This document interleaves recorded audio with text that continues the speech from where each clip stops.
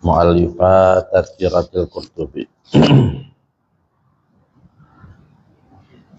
Al-Imam Abi Abdillah Muhammad bin Ahmad bin Abi Bakar Al-Ansari Al-Khazraji Al-Andalusi Al-Qurtubi wa usulihi wa furuhi wa man intasaba ilaihi ta'amu barakatuh wa hala jami walidina wa walidikum wa auladina wa talamidina wa tilmidatina ij'alna wa iyyahum min ahlil ilmi wa ahlil khair wa minal ulama'il amilina rasyidin. Al-Fatihah. A'udzu billahi minasyaitonir rajim.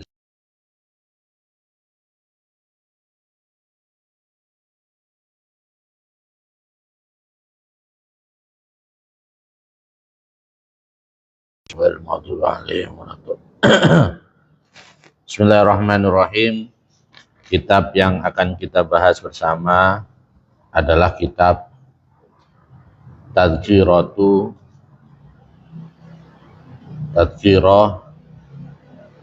Al-Qurtubi.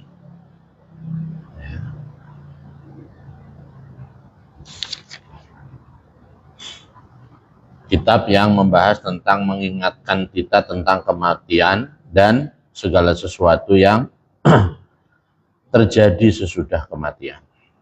Bahwa kita tahu kematian adalah sesuatu yang sangat penting. Jadi dengan kita belajar ini mengamalkan perintah Nabi, aksiru min dzikri hadimil ladzat. Memang kita harus sadar, kita tuh harus sering diingatkan tentang kematian. Karena kalau nggak diingatkan, kita lebih banyak lupanya daripada ingatnya. Dalam urusan kecil saja. Maka dari itu ketika saya kok diminta baca kitab ini, senang ya. Karena saya juga ingin belajar bareng-bareng kita ya, bersama-sama. Bukan berarti kemudian saya paling tahu di sini, tidak. Tapi kita bersama-sama mencoba belajar dari Syekh Al-Qurtubi. Beliau itu seorang ulama ahli tafsir yang bermadhab Maliki dari Cordoba, ya, dari Andalus, dari Spanyol, yang kemudian berpindah ke daerah Mesir karena tidak kondusif situasi politik dan sebagainya saat itu, sehingga beliau berpindah sampai akhirnya meninggal dan dimakamkan di dekat Sungai Nil di Mesir. Sekarang dibikinkan sebuah masjid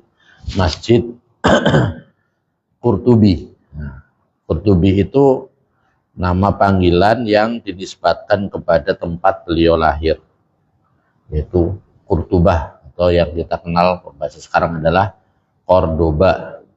Nah, zaman beliau itu sekitar tahun 600 Hijriah.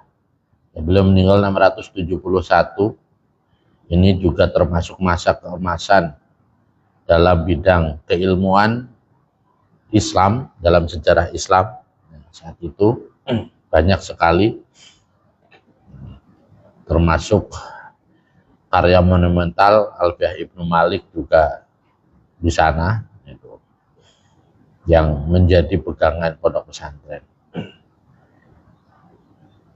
Memang kitab ini ada beberapa yang mengkritisi bahwa di dalam kitab ini banyak disebutkan hadis-hadis dhaif.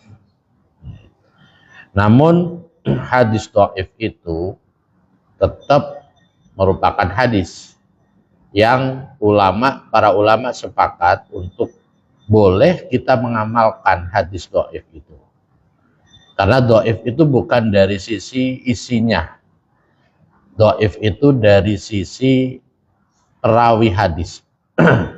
Artinya ada kalanya hadis itu kemudian diriwayatkan oleh seseorang yang dia itu memiliki kekurangan dalam ingatan, kadang lupa, kadang ingat. Nah, ketika perawi hadis tersebut memiliki kekurangan itu, maka dianggap apa yang dia sampaikan tidak kuat. Atau bisa jadi ada salah satu perawi yang kemudian tidak memenuhi syarat sampai kepada sahih ataupun hasan, ya, sampai kepada menyebabkan hadis yang dia riwayatkan. Tapi bukan berarti hadis dhaif itu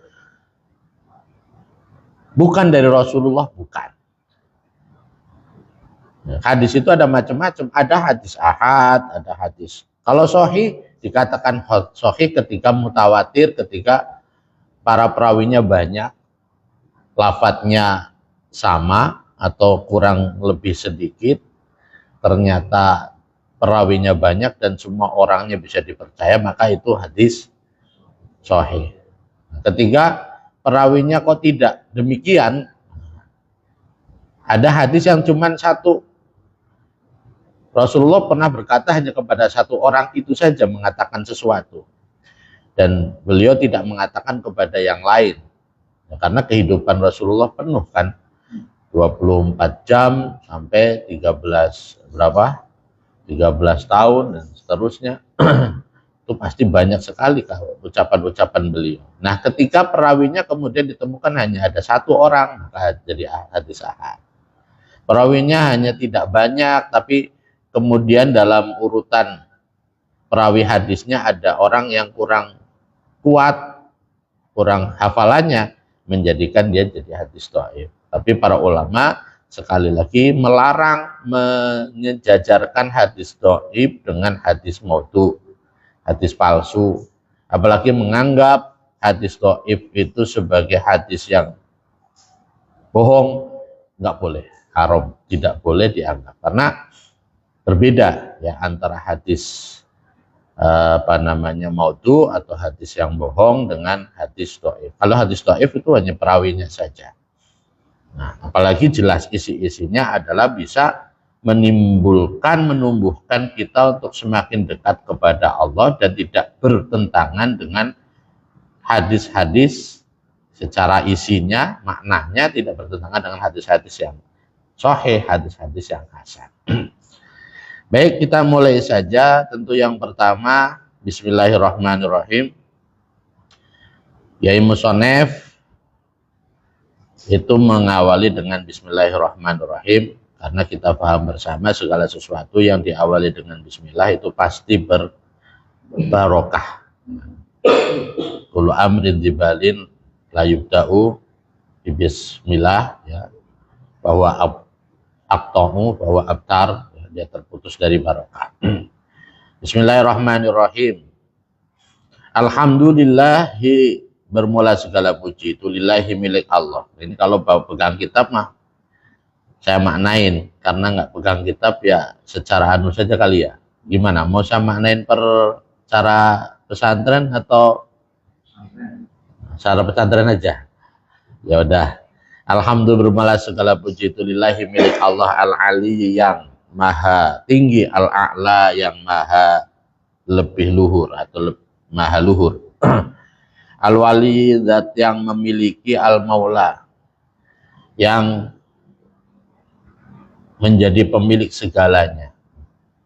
Al-wali juga bisa diartikan yang mengasihi, yang menyayangi, yang mencintai. Al-maula itu pada dasarnya majikan, tapi dalam hal ini karena Allah adalah sang pemilik segalanya, majikan dari segala sesuatu yang ada, kan begitu. Alladzi, dzat khalaqa, yang menciptakan, siapa alladzi, wa ahya, dan menghidupkan, siapa alladzi. Allah zat yang menghidupkan kita, Allah zat yang menciptakan makhluk. Kalau khalaqa umum kepada segala sesuatu, maka ada, kita kenal ada makhluk hidup, ada yang makhluk mati, ya. Tapi ketika ahya hanya kepada segala sesuatu yang hidup. Wahakama, dan mengukuhkan, siapa alladzi, ala khalqi, atas makhluknya alladzi, bil mauti, dengan kematian. Segala sesuatu pasti akan mati. Yang mati maupun yang, apalagi yang hidup pasti mati gitu. Dan semuanya akan rusak, akan mati. Kullu syai'in halikun illa wajhah. Wal fana'i dan kerusakan. Menetapkan segala yang hidup pasti mati. Kematian itu tidak melihat, ya, tidak melihat usia, tidak melihat keadaan. Mati itu datang kepada siapa saja sesuai dengan takdirnya masing-masing, ajalnya masing-masing. Bukan berarti orang tua pasti dekat mati, nggak ada ceritanya begitu. Yang namanya ingat mati, yang namanya persiapan mati, yang namanya harus, kalau bahasa takut mati su'ul khotimah itu harus semua orang. Karena nggak ada ceritanya bahwa orang tua pasti mati duluan, orang muda mati belakangan. Orang sakit mati duluan, yang sehat mati belakangan. Nggak ada ceritanya.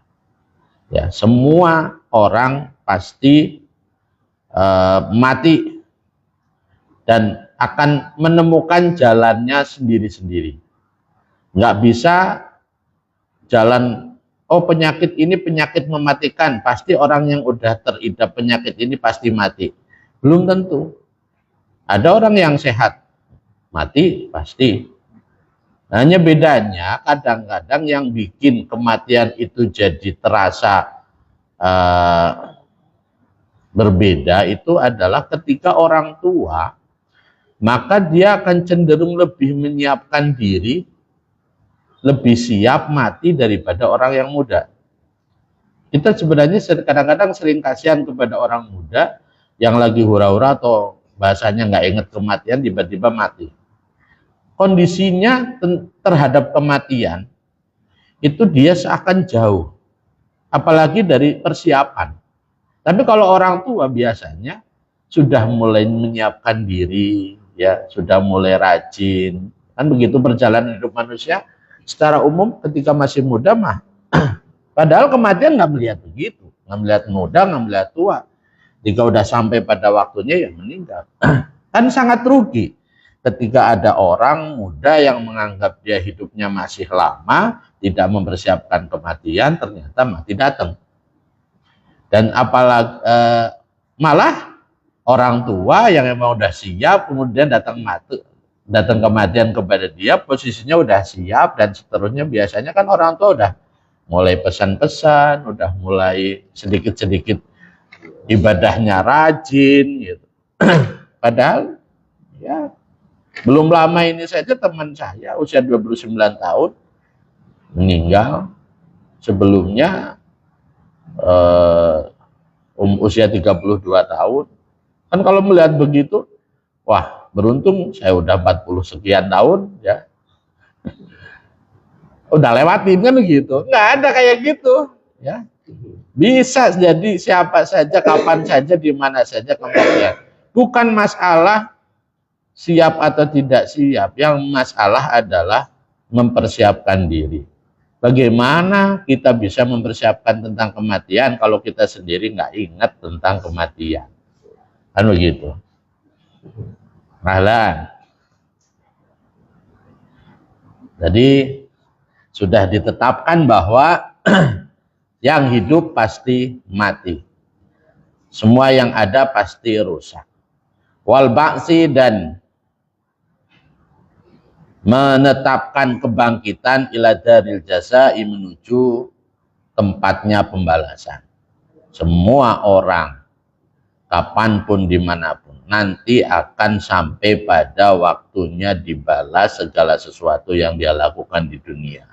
Siap ataupun tidak, ada bekal ataupun tidak. Inilah fungsi kita ingat mati kan begitu. Siap, alhamdulillah. Tapi jarang-jarang. Nggak siap, mati. Naudzubillah. Yang kita cari adalah husnul khotimah. Ya, kalau takut mati, bodoh. Kebodohan ketika kita takut kepada kematian. Karena apa? Orang pasti mati kok, pasti ketemu kok. Kita takut hantu. Wah, karena apa? Ada kemungkinan ketemu, ada kemungkinan tidak. Bolehlah gitu. Alhamdulillah ketika nggak ketemu. Tapi kalau kematian kok takut, bodoh. Bukan ditakutin kematian itu. Bukan kematiannya yang kita takutin, tapi keadaan kita ketika mati itu yang kita tahu. Karena apa? Ketika kita mati, otomatis yang akan kita temui adalah itu tadi, daril jasa, tempat pembalasan. Sesudah itu, udah nggak ada lagi kesempatan kita untuk menambah amal. Udah tidak ada lagi kesempatan kita untuk bertobat atas kesalahan-kesalahan kita. Sudah tidak ada lagi kita minta tolong kepada orang yang mungkin selama ini justru malah kita sakiti misalkan. Sudah tidak ada lagi waktu kita meminta maaf kepada orang yang kita sakiti. Padahal nanti di sana yang namanya darul jasa, tidak ada satupun kesalahan yang kita lakukan di dunia ini yang akan terlewatkan. Bahkan naudzubillah min dzalik, bisa jadi banyak kesalahan-kesalahan atau dosa-dosa kita yang kita akan terima yang kita tidak melaksanakan. Ini yang naudzubillah min dzalik. Karena apa? Di hari di catatan amal itu akan diperlihatkan catatan amal kita sedetail mungkin. Sesudah diperlihatkan catatan amal kita, kemudian Allah akan mengatakan kepada kita, ini catatan amalmu. Betulkah ini kamu lakukan semuanya? Ya betul. Karena apa? Yang menjawab bukan cuma sekedar kita, tapi adalah tangan kita menjawab, semua tubuh kita menjawab apa yang dia lakukan. Kemudian ada catatan banyak lagi yang datang, yaitu dosa-dosa. Kemudian ditanyakan, apakah kamu melakukan ini? Tidak. Saya tidak pernah melakukan itu. Ada lagi yang orang merasa di dunianya melakukan banyak kebaikan, tapi kemudian catatan amalnya nggak tertulis satupun kebaikan. Ini macam-macamnya orang ketika di hari pembalasan, di pembagian catatan amal. Ini naudzubillah min dzalik. Ternyata apa? Orang yang tadi ketika di catatan amalnya itu tidak melakukan, di dunianya tidak melakukan kesalahan, tapi ternyata catatan kesalahannya ada, itu diakibatkan oleh dia yang menyakiti, mendolimi orang lain. Nah, yang dia nggak punya kebaikan, dia sendiri tidak punya kebaikan, tapi dia menyalahin orang lain sehingga dia tidak bisa memberikan kebaikannya kepada orang lain, yang ada kesalahan orang lain yang dia ambil. Karena hasil dari kedoliman kita kepada dia. Yang tadi, orang yang di catatan amalnya kebaikannya nggak ada, ternyata seperti itu. Dia dolim kepada orang lain nggak punya dosa yang bisa diambil, otomatis kebaikan dia sebagai pembayaran. Ini kan rugi sekali. Kita hidup berapa lama sih di dunia? Berapa kebaikan yang bisa kita lakukan? Gitu kan. Tapi catatannya masih imah wa imah, masih mungkin dan mungkin. Kita nggak sadar, apalagi kalau udah amal kebaikannya disertai dengan riya, naudzubillah, masya Allah kan. Bisa hilang begitu saja. Ya, bagaimana kita dapat mendapatkan pahalanya? Wal fasli, dan memutuskan hukum. Ila daril qadai, menuju tempatnya kepastian. Ya, bisa juga kepada tempatnya penghakiman. Al-qadha bermakna penghakiman. Karena saat itu benar-benar siapa yang punya tuntutan, pasti Allah akan memberikan haknya. Ya. Tidak ada kezaliman di sana. Di dunia kita mengharapkan keadilan, bisa jadi tidak bisa kita dapatkan. Ya. Atau kita berusaha adil, tapi ternyata bisa jadi kita malah nggak adil.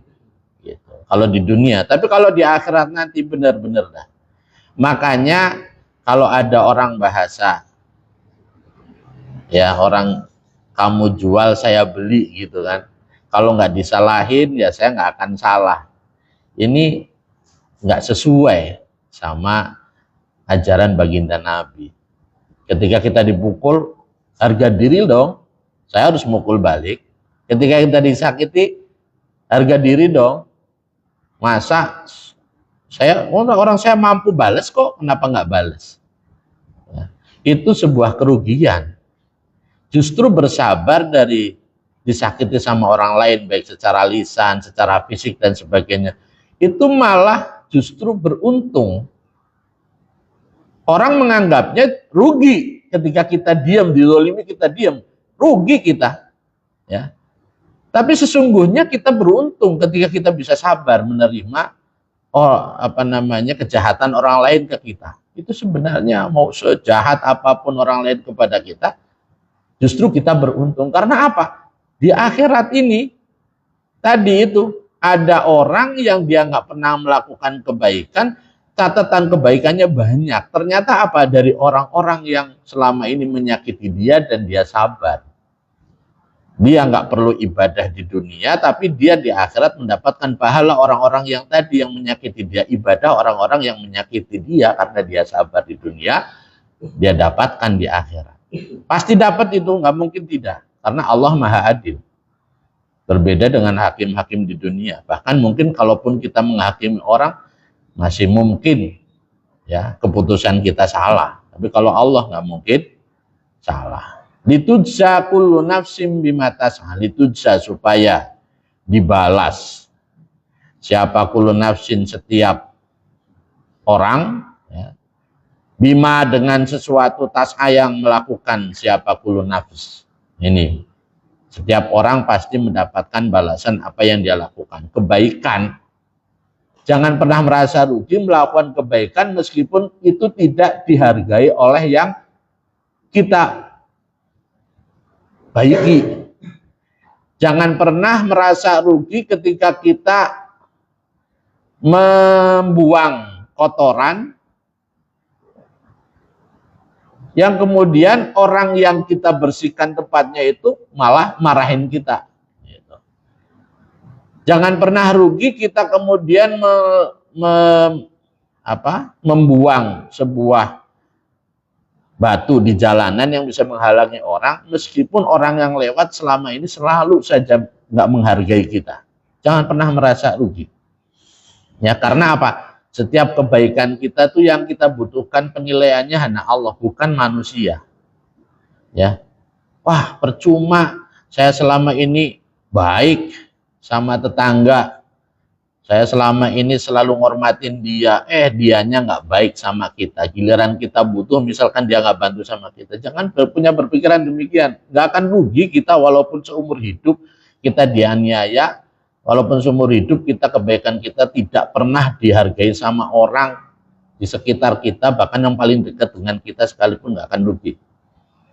Karena justru orang yang beruntung adalah ketika dia mendapatkan balasannya itu dari Allah, bukan dari manusia. Ya. Berat ini karena apa? Hitungannya seumur hidup kita itu hidup seperti transaksi kepada Allah. Kita mau membeli dunia kita dengan agama, dengan amaliyah kita, atau kita mau membeli akhirat dengan hidup kita. Itu transaksinya itu. Ya, kalau ketika kita menjadikannya yang penting akhirat, dunia mau urusan, beruntunglah orang tersebut. Yang penting Allah ngelihat saya punya hati yang bersih, saya punya hati yang selalu husnudzon sama orang, walaupun ternyata terbukti bahwa orang yang kita husnudzoni nggak pernah baik atau menghargai kita. Allah nggak akan lepas itu. Justru itu yang kita pinginkan. Ya, balasan-balasan akhirat. Wala ajrul akhirati khairul laka minal ula. Pahala di akhirat itu lebih baik. Itu yang harus kita terpupuk dalam keseharian kita. Ya. Ahmaduhu, memuji siapa saya pada Allah. Hamdaman, dengan pujiannya orang, sobaro yang sabar siapa man. Ini permulaannya aja udah seperti yang tadi udah saya sampaikan, ya. Sobaro yang sabar siapa man ala muril qadha, atas pahitnya kepastian. Nah, langsung diawali oleh Yai Musonef Syekh Al-Imam Al-Qurtubi ini bahwa dia memuji langsung dengan pujiannya orang yang ditakdir oleh Allah itu dia menderita. Nah, ini nggak mudah. Siapa sih yang ingin hidupnya sengsara? Nggak ada. Tapi ketika dia sengsara, itu sesungguhnya adalah sesuatu yang mulia gitu loh.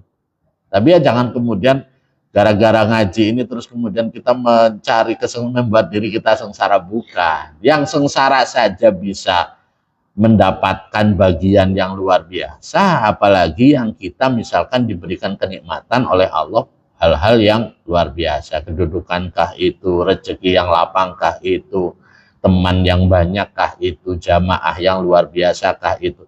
Ini rezeki-rezeki dari Allah yang bisa jadikan kita dekat sama Allah. Orang yang menderita, nggak punya teman, hidupnya susah, rezekinya sempit, sakit-sakitan misalnya, itu saja mulia. Sehingga kemuliaan orang sengsara tadi dipakai oleh Imam Qurtubi untuk dijadikan sebagai perumpamaan pujian dia kepada Allah. Beliau saja ingin memuji dengan Allah sebagaimana mereka memuji Allah, begitu loh. Apakah Imam Qurtubi ini orang menderita? Belum tentu, tidak. Ya. Dia jelas orang mulia di kalangan. Ya, tapi beliau menganggap bahwa orang yang sabar itu mulia derajatnya.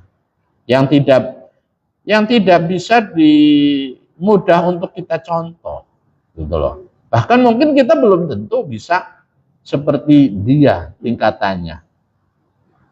Pujian orang yang menderita itu melesat cepat dan langsung menduduki tingkat yang tinggi. Sedangkan pujian kita sebanyak apapun belum tentu sebanding dengan satu kali pujian orang yang tadi sabar atas kepahitan. Ya, karena memang yang berlaku dalam hidup kita itu ya qadanya Allah. Kita mau berusaha seperti apapun, tetap takdir Allah akan yang berlaku, ya. Ana urid wa anta turid wallahu yaf'alu ma yurid. Apapun. Tapi kita punya, kalau saya sering menjelaskan bahwa hakikatnya demikian, tapi jangan pernah kita itu memposisikan diri kita sebagai Tuhan. Apa memposisikan diri kita sebagai Tuhan? Bahwa yang akan terjadi yang ada di pikiran kita itu adalah takdir dari Allah. Berarti kita memposisikan diri kita Tuhan. Seperti kita ngomong misalkan, rezeki kalau Allah sudah tetapkan pasti datang kepada kita. Kita mah diam aja dah, udah di sini. Kalau memang udah rezeki saya pasti datang. Ya, kalau enggak ya percuma saya ke sono. Ini berarti memposisikan dia seolah-olah apa yang ada di pikirannya adalah takdir daripada ketetapan daripada Allah. Bukan begitu. Jangan memposisikan diri kita sebagai posisinya Allah sedikit pun, walaupun sedikit pun. Inilah yang kemudian menjadikan kalangan para mutakalimin awal itu menjadi dikatakan sebagai orang-orang yang tersesat. Apa? Menganggap dirinya itu mampu, menganggap dirinya itu menjadi objek daripada takdir Allah, sehingga menyebabkan dia tidak berusaha sebagai manusia, yaitu kaum Jabariyah.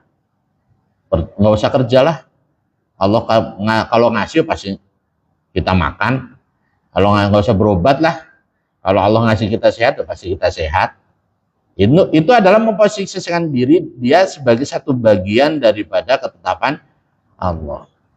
Kemudian mendapatkan reaksi yang sangat keras, yaitu kaum Qadariyah, yang kemudian menganggap bahwa manusia punya keputusan mutlak untuk dirinya sendiri. Allah hanya sekedar menciptakan. Yang menentukan baik buruk manusia itu sendiri. Ini kaum Qadariyah. Itu juga kebablasan.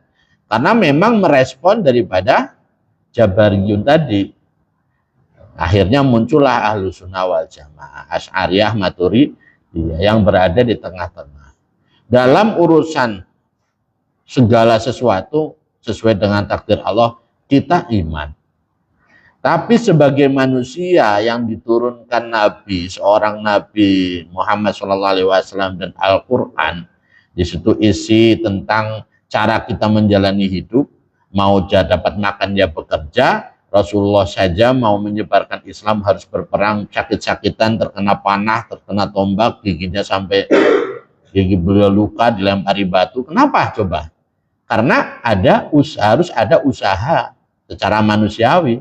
Lah beliau kurang apa dekatnya sama Allah? Ya Allah, turunkan pesawat tempur zaman itu pasti turun. Tapi kan nggak demikian, tetap aja beliau ikut berperang dan seterusnya. Ini mengajarkan kepada kita bahwa sebagai manusia kita harus seolah-olah memilih. Seolah-olah kita punya hak untuk memilih. Mana yang baik, mana yang buruk. Yang baik kita pilih, yang buruk kita tinggalkan. Seolah-olah begitu. Tapi sesudah kita menjalankan, nanti yang terjadi, yang akhirnya menjadi kita bisa jalankan, laksanakan, itulah yang sudah tercatat di lauhil mahfud.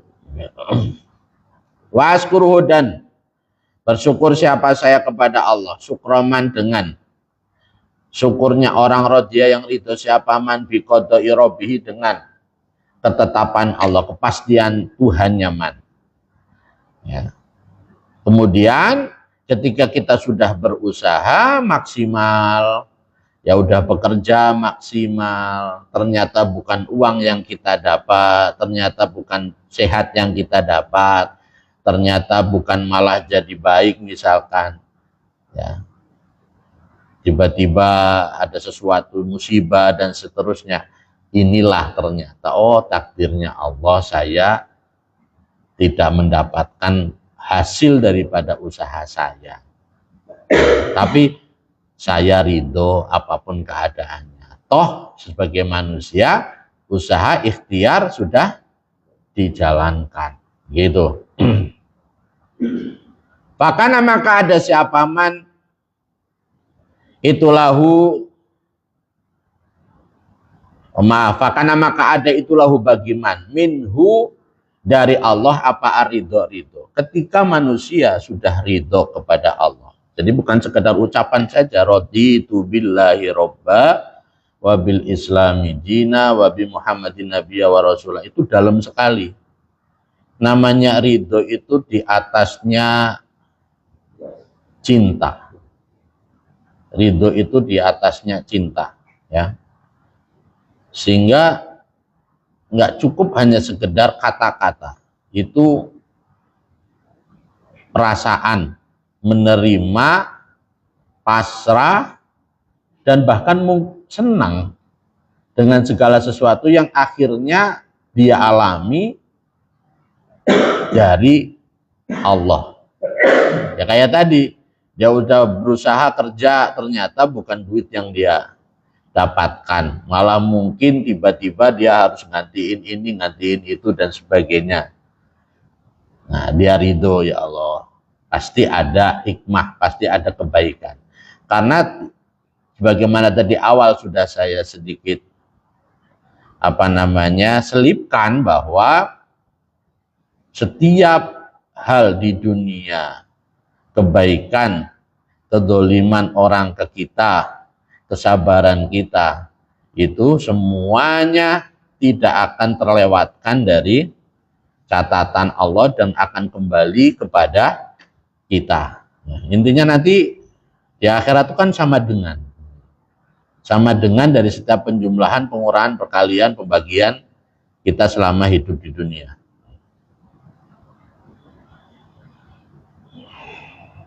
Nah, ketika manusia atau kita sudah ridho dengan Allah,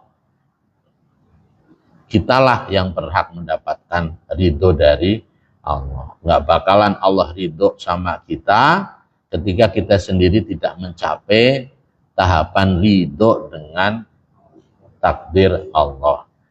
Kadang-kadang orang masih suka main-main dengan kata yang penting mah Allah ridho, tapi kenyataannya dia masih ngitung misalkan, ya, dia masih nuntut begitu secara duniawi. Yang penting Allah ridho. Kamu ridho kepada Allah? Enggak, kan gitu. Kalau ridho udah terserah Allah mau bagaimana. Ya, kita sih punya akal, punya amal. Boleh saja seseorang punya harapan 2 tahun akan datang, 5 tahun akan datang, 10 tahun yang akan datang mau seperti apa, karena sesuai dengan yang dia tempuh. Dia mau menempuh apa, saya ingin membesarkan yayasan, saya mau pingin jadi pejabat lah gitu. Dia tempuh tuh jalurnya. Nah, tapi kemudian nanti ketika tidak sesuai harapan, bagaimana? Gerundel tidak, Anda gitu. Kecewa tidak. Nah, berarti ridho tidak. Itu kan berarti ketetapan Allahnya itu. Ya, tidak jadi, ternyata malah pergi, kita harus tidak, malah diusir dari yayasan misalkan, atau boro-boro jadi pejabat, malah kemudian ketahuan OTT, baru mau nyari masa, uang kita bagi, ketangkep misalkan. Nah, nanti seperti itu apa tidak begitu. Jangan gampang ngomong-ngomong, yang penting Allah ridho. Betulkah itu berhubungan sama keridhoan Allah atau tidak? Betulkah kamu juga layak untuk mendapatkan ridho dari Allah dalam urusan yang sedang kamu bicarakan? Yang penting Allah ridho, itu apa tidak? Kan begitu. Wa asyhadu, dan bersaksi siapa saya pada sesungguhnya tingkah. Itulah ilaha, tidak ada Tuhan yang wajib disembah itu maujud illallahu, kecuali Allah. Wadahu, dalam keadaan esanya Allah. La syarika, tidak ada sekutu itu maujud lahu, bagi Allah. Kita harus menjaga keimanan kita.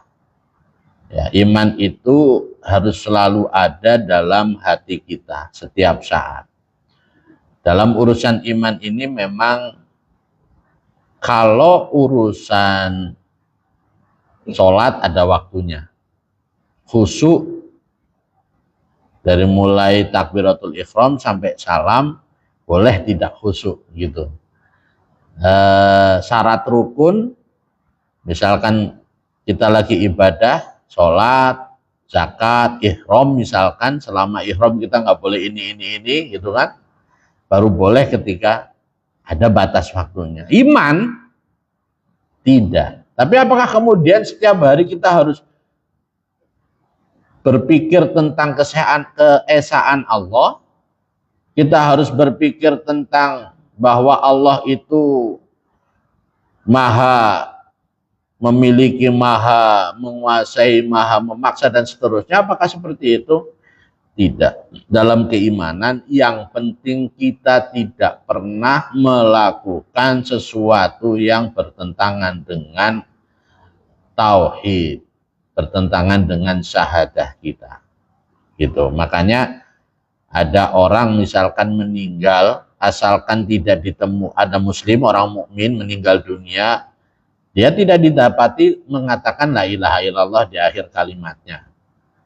Tapi ketika kita juga tidak temukan kata-kata dia, perbuatan dia, istiqrornya dia, ya, yang bertentangan dengan mentauhidkan Allah, yang mengesahkan Allah dan tentang keimanan, berarti dia meninggal dalam keadaan iman.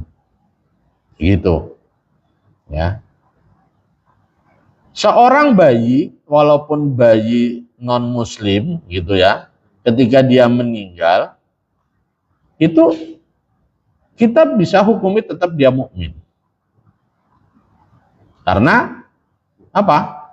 Karena semua ruh di alam ruh, semuanya itu meyakini, bersaksi bahwa Allah Tuhan. Ya, Allah Tuhannya mereka. Ya, ketika mereka dikumpulkan, mereka sudah mengatakan bala syahidna. Mereka sudah mengakui. Makanya itulah kenapa mereka dikatakan ya misyan, membangkang terhadap pengakuannya dia sendiri. Gitu. Makanya, syahadat, tapi juga perlu menjadikan simpul-simpul kita dalam setiap kita mau melakukan amaliyah, kita mau sholat, syahadat. Karena kita tidak tahu di antara amaliyah kita, adakah yang kemudian tanpa kita sadari menyebabkan kita beriman, naudzubillah min dzalik. Makanya tetap kita baca, perbanyak syahadat, perbanyak zikir. Itu adalah untuk menjaga kita dari terlepasnya iman. Makanya setiap mukmin meninggal, apalagi kalau sudah sampai bisa melafadzkan, ini pasti orang budihan kan gitu.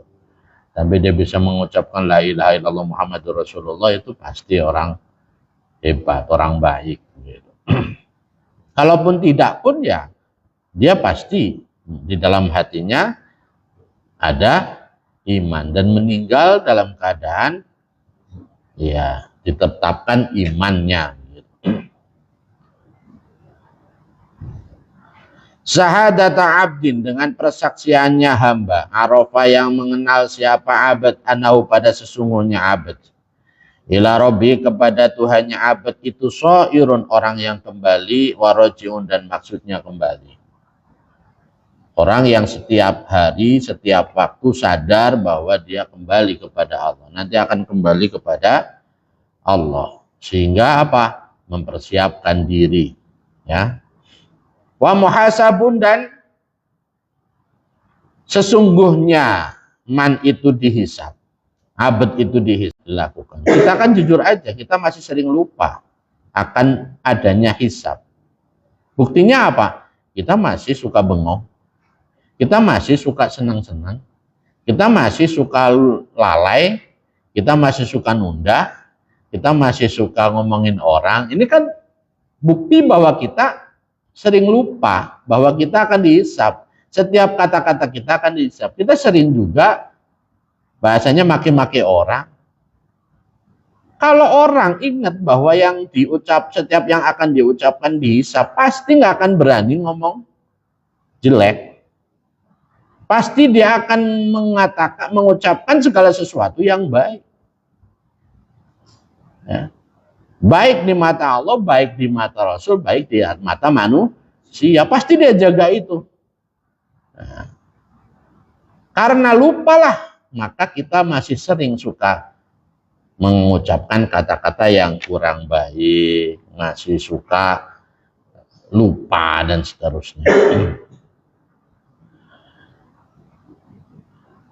Wa asyhadu wa muhasabun ala kulli amalin, atas setiap amal huwa yang bermula man fihi di dalam amal itu mukhadiun orang yang menipu. Ini sesuatu yang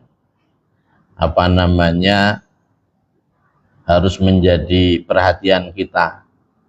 Kita itu bisa jadi kita hidup di dunia ini semuanya hanya menipu saja. Artinya apa? Katakanlah kita pakai baju muslim, pakai peci, pakai sarung. Orang-orang anggap kitanya, wah orang soleh, orang baik. Nyatanya di mata Allah nggak tahu kita, ya kan? Kemudian mulut kita zikir, memperbanyak zikir astagfirullah. Tapi kapan? Di depan orang. Ketika sendiri nyanyi misalkan. Lupa kita. Ya. Artinya kita zikirnya bukan karena benar-benar lillahi ta'ala, tapi karena di depan orang. Ya, kita baik gitu ya. Sholat kita pelan. Kalau di musola.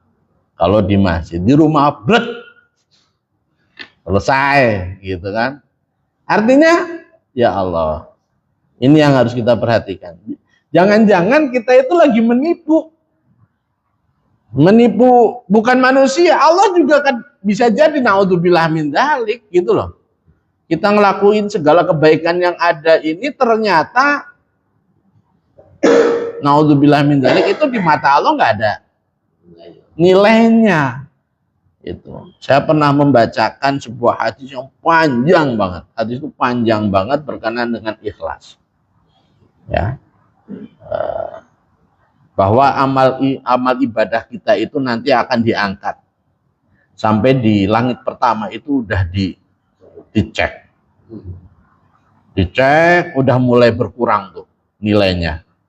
Nanti dia naikkan lagi ke langit yang kedua.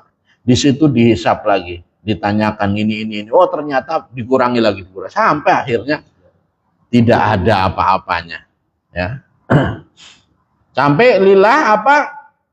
Nanti bukan lillah. Gitu. Kita saja membedakan antara lillah dengan lil jannah saja masih untung. Lil jannah itu masih untung. Padahal itu masih belum lillah.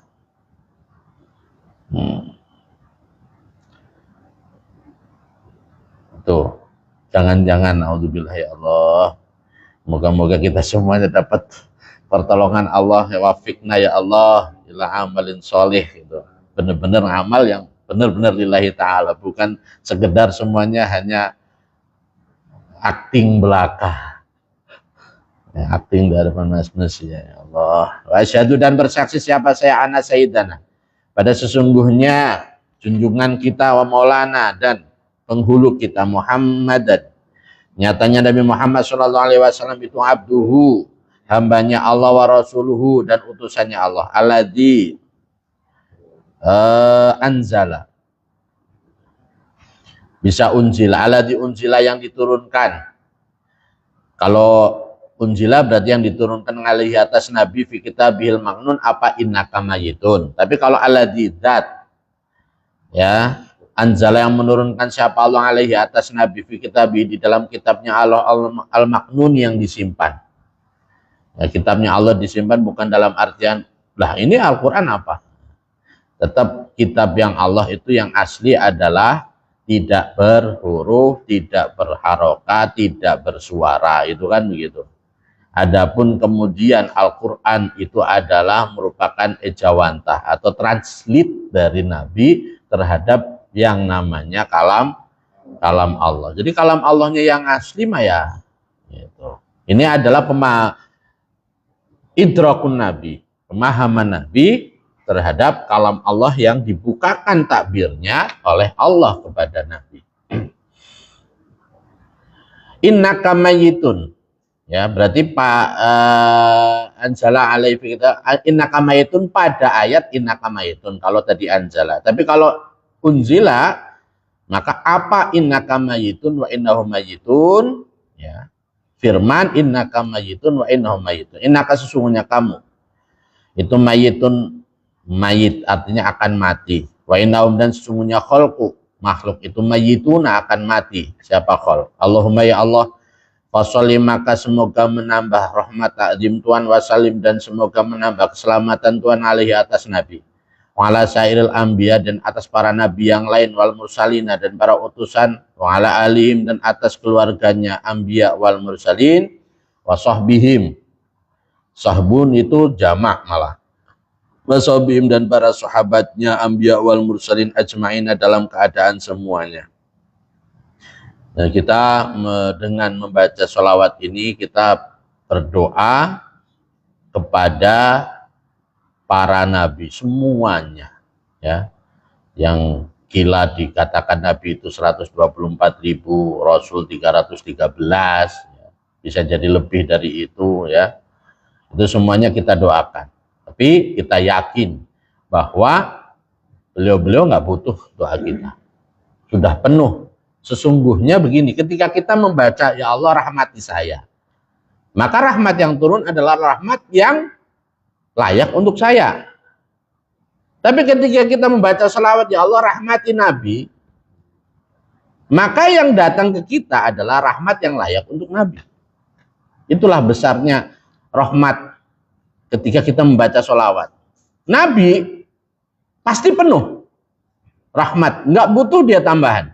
Maka ibarat wadah udah penuh, dirahmat, dicucurin rahmat, pasti luber. Ke siapa? Ya pasti kita, karena saat itu yang meminta kita. Ibarat kata Nabi ada di depan kita, Allah yang sudah nyiapin teko, begitu, teko rahmat, ya kita yang dapat. Tapi yang ketika kita dapat adalah rahmat yang besarnya yang layaknya buat Nabi, bukan buat kita. Tapi ketika gitu, ya Allah rahmati saya, ya Allah ngasih yang buat kita, yang ibarat KW itu KW yang ke berapa gitu kan. Sedangkan ketika kita membaca sholawat, wah pasti original gitu kan. Original, dan itu pasti grade-nya nomor grade pertama, nggak ada grade lain di atasnya. Kullama dzakaroka, di dalam selama mengingat kepada Tuhan, siapa dzakiruna, orang-orang yang zikir, orang-orang yang ingat, ya kan nggak ada batasnya. Orang yang ingat kepada Allah itu kan selalu ada, tidak terhitung. Artinya dalam hidup kita itu tidak pernah berhenti dari adanya orang yang berzikir. Wa kullama ghafala, termasuk juga ini, dan selama lupa, ya lalai, an dzikrika, dari ingat kepada Tuhan, wa dzikrihim, dan ingat kepada anbiya wal mursalin, syapal ghafilun, orang-orang yang lupa. Yang lupa kepada Allah banyak, lupa kepada Rasul banyak. Lupa kepada Allah bagaimana? Ya berarti dia nggak mengakui Allah. Kan pasti ada orang nggak mengakui. Orang yang Islam mukmin saja bisa jadi dia lupa. Apalagi yang jelas-jelas tidak mengakui adanya Allah, banyak orangnya. Lalu lupa kepada Rasul apa? Ya sama, bahwa mereka punya tuntutan untuk menjalankan segala sesuatu yang disampaikan Allah melalui para rasulnya. Ya, orang Nasrani ya rasulnya misalkan Nabi Isa, kita umat Nabi Muhammad ya rasulnya Nabi Muhammad, ya. Nggak nurutin, baik itu nggak patuhnya sama Nabi dikarenakan keilmuannya yang tidak sampai, atau yang memang salah dalam memahami begitu, ngakunya dari Nabi tapi sesungguhnya Nabi nggak demikian, atau mungkin kita menganggap bahwa kita sudah sesuai dengan Nabi tapi sesungguhnya kita nggak ada sepersekiannya dari yang diinginkan Nabi begitu. Artinya pasti selalu ada orang yang lupa bahwa dirinya adalah umat Nabi Muhammad, ya, apalagi lupa kepada Allah. Wa ba'du wallahu a'lam bissawab. Capek kan?